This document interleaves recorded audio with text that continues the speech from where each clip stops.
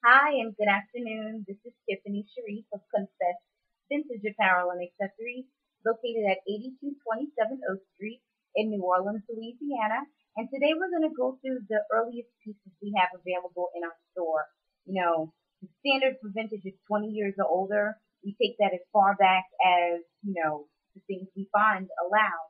So we're going to start at the 40s and work our way back. And I want to jump right in.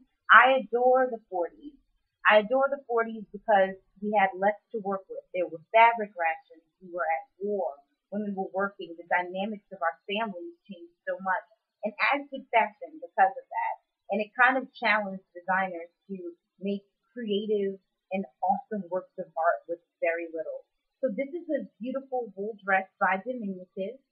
As you see, it has the accordion pleating at the shoulders, buttons all the way down from the top to the lower waist, and these very exaggerated hips.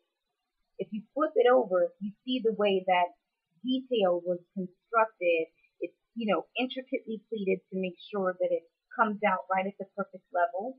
As you see here at the end of the sleeve, at the cuff, it's graduated. So it starts tapering from the bottom all the way up to the top.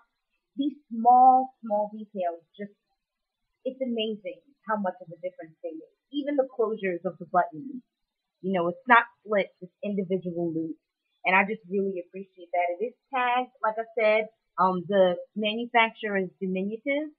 And the best part of this, of all, is this wonderful train detail rather, from the back, lower back type of upper hip area all the way to the bottom. This is about a mid-calf length dress, so pretty long, beautiful, beautiful, beautiful. This is something we salvaged and we're looking to restore. It does have a few more holes in it, but it's wonderful if a pattern maker wants to come in and, consider duplicating this. We are completely open to it. It's about preserving fashion history, preserving the work and the craftsmanship that was put into, and the innovation that was put into making a piece such as this. It's beautiful. This is magnificent.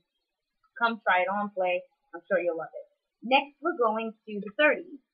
And the 30s are awesome because, during the hippie movement in the, late 60s, early 70s, shopping at thrift stores was totally, acceptable and kind of like a cool thing to do.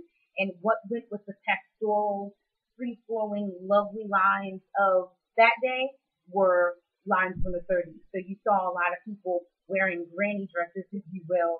And so it's a pretty hard find to get one of these now in good condition because it was worn, you know, from the time they were made, and once again, in the 70s, and now, we're looking to find them. This is lovely. This is in lace.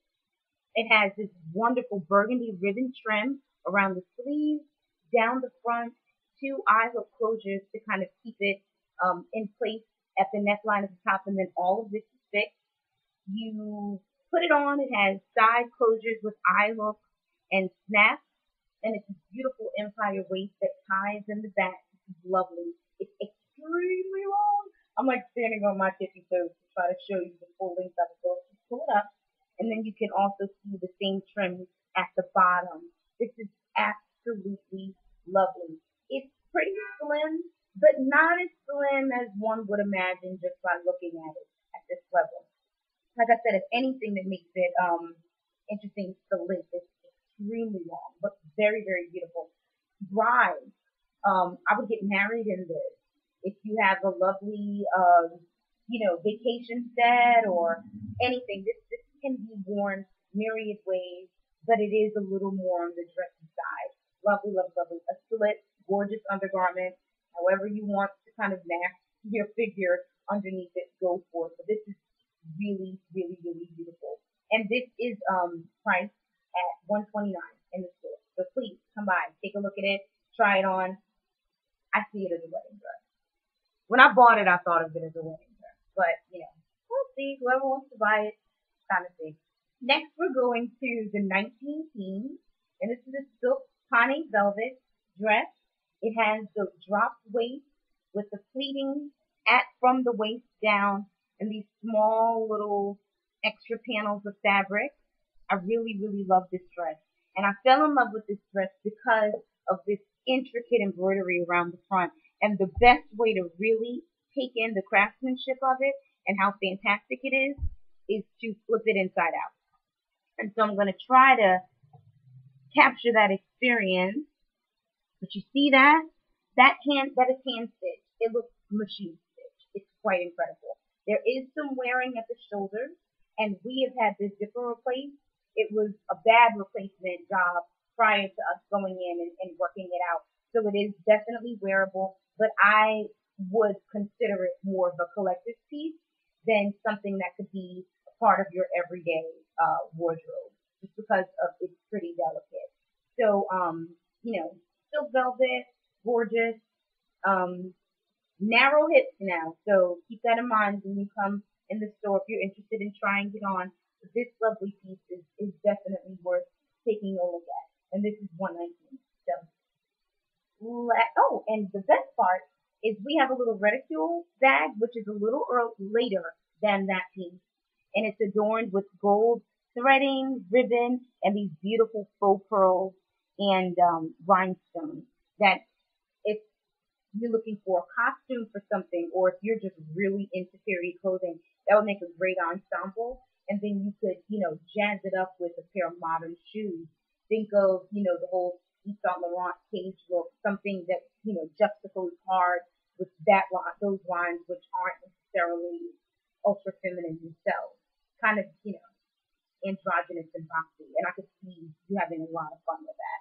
So this is a good bag to carry with it as well. Now, lastly, this is, we're going from the 19 teens back to the 1890s, so more Edwardian to Victorian. And this is a wool traveling suit.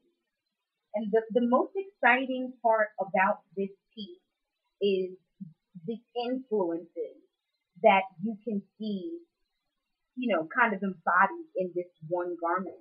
So you see these lines that were duplicated in the 40s. You see these lines that were duplicated in the 80s. Like this has been done so many times because it's smart. It's fashionable. It looks good. Check out the back of it.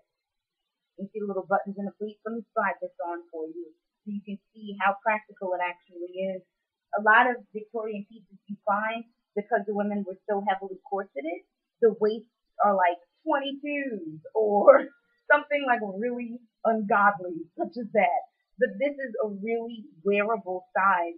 It is in line for restoration, but yet again, if you're a design student, if you are just interested in, having the work done yourself, you could always come in and, take a look at it, and we'll be more than happy to work out all the details of it. But this was salvaged once again from an estate where it has little moth holes in several places, and the original stitching, sometimes fabric, before the fabric dry rot, the actual stitches dry rot. So it just needs to be restitched, but as you see, like the fabric itself isn't tearing away.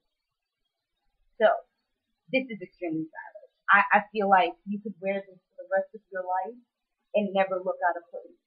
So here you are. And the best part is it comes with this lovely, lovely skirt. This silhouette, I always think of the 40s because of Katharine Hepburn, super slim waist and the puddling long skirt. So this is the original influence of that silhouette and of that styling.